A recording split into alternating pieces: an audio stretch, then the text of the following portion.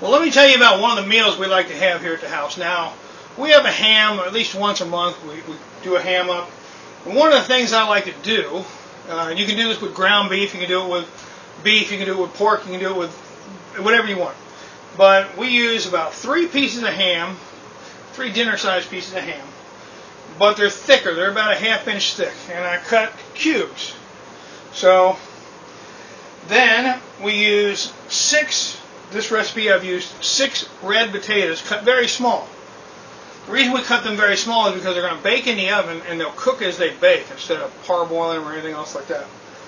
I use about a 1/4 cup of onions, of Vidalia onions. My wife doesn't like really strong onions, so I use Vidalia in this recipe for her. And then we add whatever spices you would like to this. We use a Mrs. Dash substitute spice in here with no salt. That's just our deal. We also add to this, we have ham, we have potatoes, we have onions. We add shredded cheese. We also add eggs. Okay. Now the size of your pan, the size of your family is going to determine how much and how whatever you put into this. I make a casserole dish about yay big, and we have it for leftovers for a couple of days, and we do that kind of thing. This will fill this glass casserole dish that I'm going to make it in. I'll grease the pan and cook it at about 400 degrees for about a ½ hour, and then depending on what I've got in it, I have to see if the potatoes are done, go from there.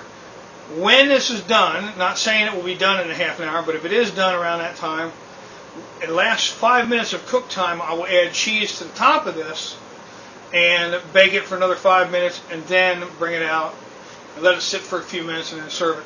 So after I get all these things combined, we've got the ham, the potatoes, the onions, the cheese, the eggs, the spices, and all this is added to it. Now you can add anything you want. You can put green peppers in there, you can put whatever else you want in there. When this is all done, I'll bake it, I'll bring it out, and I'll show you guys the finished product right after this. Alright, so stay tuned.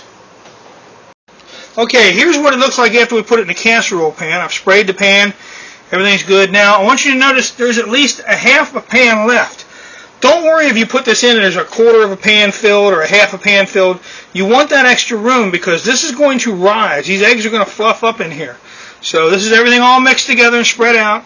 It will bake this way and it will rise up. So you'll be doing just fine. Just remember, leave yourself some extra room. I wanted to remember to put that in there for you all.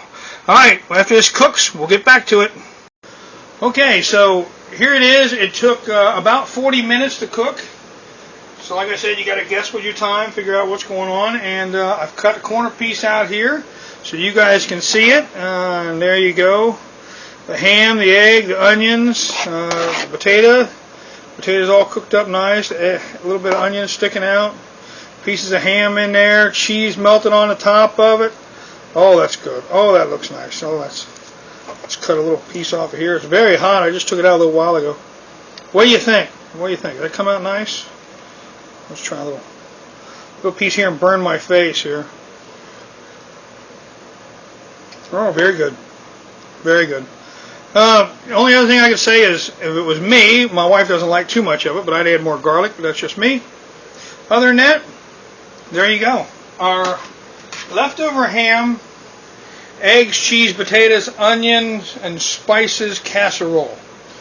400 degrees in the oven for 40 minutes for this large pan. That's a good sized pan.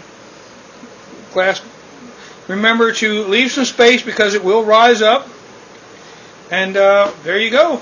Have a good one. I hope you all enjoy it.